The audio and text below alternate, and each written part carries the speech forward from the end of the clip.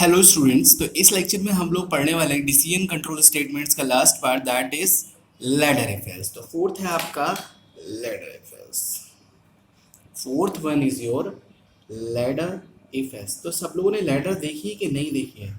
Ladder elsif कहो या फिर इफेल्ट्स कहो, लेकिन सेंटेक्स में एलसिफ यूज होता है, इसलिए मैं एलसिफ लिख रहा हूँ।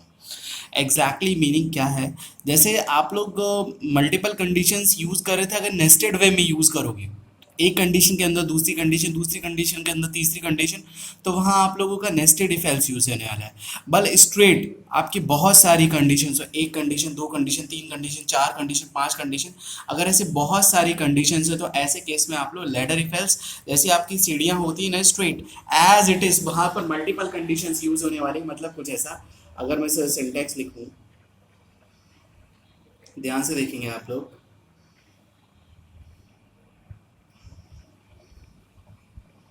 इफ कंडीशन वन, ठीक, उसके बाद आप लोग क्या लिखते हैं? Block one clause, block one. इसके मल्टीपल वे में कंडीशन, अगर ये कंडीशन ट्रू नहीं होगी तो ये कंडीशन चेक करोगे। एल्सिफ, एल्सिफ सिंटैक्स है। फिर कंडीशन आपकी शॉर्ट में लिख रहा हूँ टू, फिर straight ladder kind of think जा रहा है आपका ब्लॉक टू। मतलब क्या होने वाला है? अगर ये कंडीशन ट्रू तो यही ब्लॉक वन एग्जीक्यूट, अगर ये ट्रू नहीं होगा तो हम इसके लिए चेक करेंगे। इसी तरीके से ये ब्लॉक कंप्लीट, फिर नीचे इसके एल्स इफ कंडीशन थ्री, आपका ब्लॉक थ्री,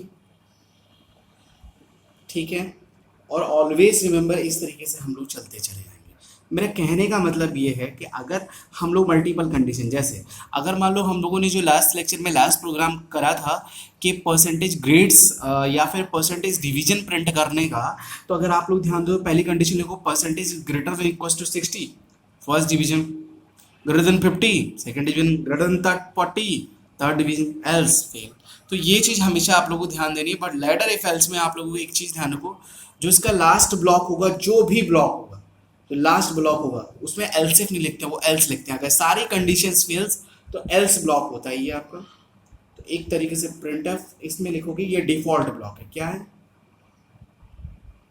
डिफॉल्ट ब्लॉक। मतलब अगर कोई भी कंडीशन ट्रू नहीं होगी तो आपका ये ब्लॉक तो चलेगा ही चलेगा। अगर कोई बीच में कंडीशन ट्रू होगी तो ये एल्स चलना ही नहीं है।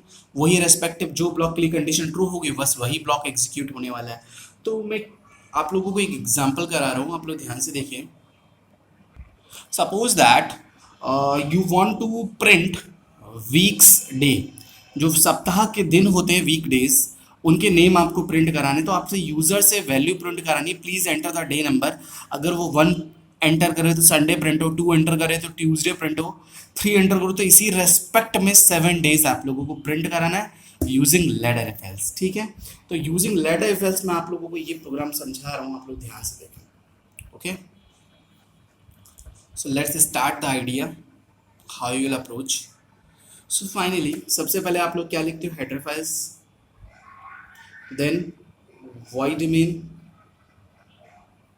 हाँ जी, इतनी बात समझ में आ रही है? तो एक बात बताओ, आप यूजर से क्या इनपुट कराओगे? Day number, int day. मतलब यूजर से आपको डे नंबर इनपुट कराना है, तो आप लोग प्रिंटअप में लिखो एंटर दी डे नंबर। तो एक बात बताओ, वो डे नंबर क्या क्या डाल सकता है? वन से लेकर भाई वन टू थ्री, वो तो कोई भी नंबर डाल सकता है। एम आई राइट? तो क्या होगा, ध्यान से, मेनली जो राइट कंडीशंस होंगी जिनके लिए हम लोग ये नेस्टेड इफ एल्स यूज कर रहे हैं, वो 7 कंडीशंस राइट होंगी। क्या 7 कंडीशंस रहेंगी, व्हाट इट मीन्स, ध्यान से देखो। तो सबसे पहले डे नंबर आप इनपुट करो, scanf percentile D.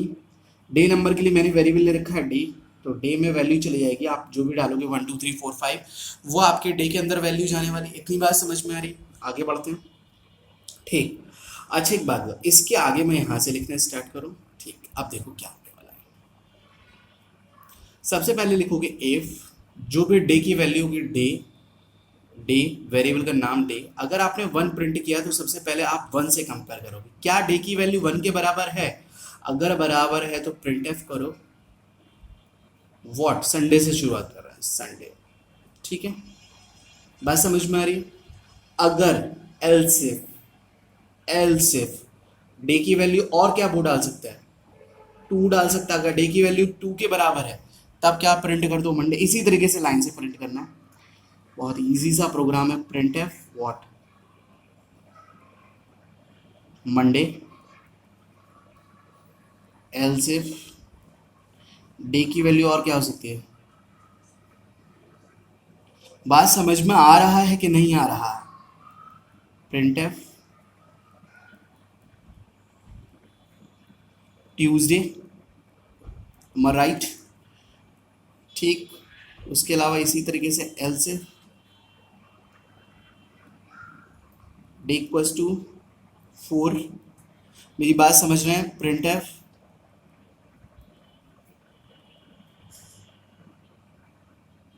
One Sunday, Monday, Tuesday, फिर क्या आएगा, Wednesday.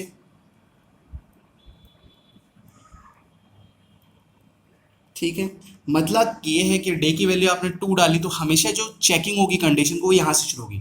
Day equals to two, condition false, ये वाला ब्लॉक एग्जीक्यूट नहीं, डे इक्वल्स टू टू तो आपका मंडे, बात खत्म। इस लूप, इस ब्लॉक को एग्जीक्यूट करोगे, एल्स इफ कंडीशन कोई चेक नहीं करनी है। ठीक है, आप ब्लॉक से बाहर हो जाओगे। ठीक है, इसी तरीके से एक बात बताओ, मैं पूरा नहीं लिख रहा हूँ, लास्ट कंडीशन क्या होगी, else if day equals to 7 तो वो क्या होने वाला है, प्रिंट एफ सैटरडे। और एक बात बताओ, अगर बताओ इन 7 डेज 7 वैल्यूज के अलावा अगर वो कोई वैल्यू डालेगा तो इसलिए लास्ट ब्लॉक हमेशा लिखते हैं डिफॉल्ट ब्लॉक। तो डिफॉल्ट ब्लॉक में आप ऐसे लिख दो, printf you entered a wrong choice, you entered a wrong choice, या you entered a wrong day number, wrong day number, इतनी बात हमेशा ध्यान दो। तो यहाँ से आपका एल्स क्लोज हो जाएगा और यहाँ से आपका मेन क्लोज हो जाएगा। सो बात समझ में आ रही है? तो अगर यूजर ने वैल्यू डालेगा 1 से लेकर 7 तक डालेगा तो 7 कंडीशन, 1 2 3 4, इसी तरीके से आपका 5 6 7 है ना। उसके अलावा जो अगर वो 7 के अलावा कुछ डालेगा तो आप लोग ये वैल्यू प्रिंट करा दो, या कोई भी मैसेज प्रिंट करा दो, ये वो entered a wrong day number, तुमको नंबर नहीं पता है, कुछ भी इनपुट करा दो। ठीक है, इतनी बात समझ में आ रही है? एक और मैं एग्जांपल लैडर इफ एल्स की हेल्प से एग्जीक्यूट करना चाह रहा हूँ। वही टारगेट है, आप लोगों को स्टूडेंट के डिवीजन प्रिंट आउट करनी है। जो जो आप लोगों ने प्रोग्राम नेस्टेड इफ एल्स से बनाया था, उसी प्रोग्राम को हम लोग लैडर एल्स से यूज करने वाले हैं। तो सबसे पहले एक कॉमन कोड है उस प्रोग्राम में, और इस प्रोग्राम में क्या है, आपको परसेंटेज फाइंड आउट करनी, मतलब 5 वेरिएबल 5 इस सब्जेक्ट की परसेंटेज कैलकुलेट कर लोगे। अब परसेंटेज कैलकुलेट करने के बाद इस परसेंटेज के बेसिस पे हम लोगों को डिविजन प्रिंट करनी है by using ladder if else. तो कैसे करेंगे आप लोग ध्यान से देखें। तो सबसे पहले परसेंटेज फाइंड आउट करने के बाद आप कंडीशन लिखोगे, if percentage is greater than equals to 60, अगर 60 से अबव है तो क्या प्रिंट करोगे, print F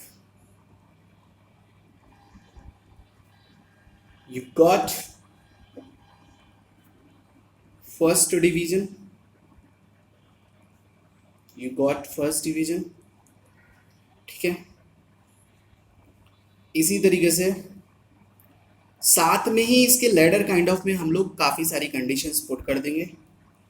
else if percentage is greater than equals to 50, then what you will print, print f you got second division. Apart from that, what are the other conditions we have? Else if percentage is greater than equals to 40, so what you need to print, print f you got third division. One thing you will remember that, ध्यान से सुनो, आप लोगों का percentage calculative क्या है 75। तो ध्यान से सुनो, जैसे जो कंडीशन जो ब्लॉक एग्जीक्यूट हो जाएगा राइट, वही आपका कंडीशन एग्जीक्यूट हो जाएगा। ये नेस्टेड इफ एल्स से इजी है, मतलब अगर 60 से अबव हुआ तो ये प्रिंट हो गया 60 से। अब अगर ये कंडीशन फॉल्स होगी, इसका मतलब वो 60 से छोटा है, 50 से बड़ा, तो ये 50 से छोटा, 40 से बड़ा, ये तो ये। और लास्ट केस क्या था, हमेशा मैंने आप लोगों को बताया, लास्ट केस में आप लोग लिखते हो एल्स केस। एल्स केस में लिखोगे you are fail, you are fail, ठीक है। ये और गेट सी एच लिखोगे और आपका प्रोग्राम होगा। बात समझ में आ रही है? मतलब लीनियरली अगर आप लोग स्ट्रेट वाइड वर्टिकली कंडीशन के नीचे condition ladder kind of structure में ना बहुत सारी कंडीशंस यूज कर रहे हो, तो वहाँ आपका लेडर फेल्स हो रहा है। So thank you so much for the decision control statements, आपके सारे कंप्लीट हो चुके हैं। Hope you will understand the glimpse और क्लू और basics about these decision control statements. Thank you.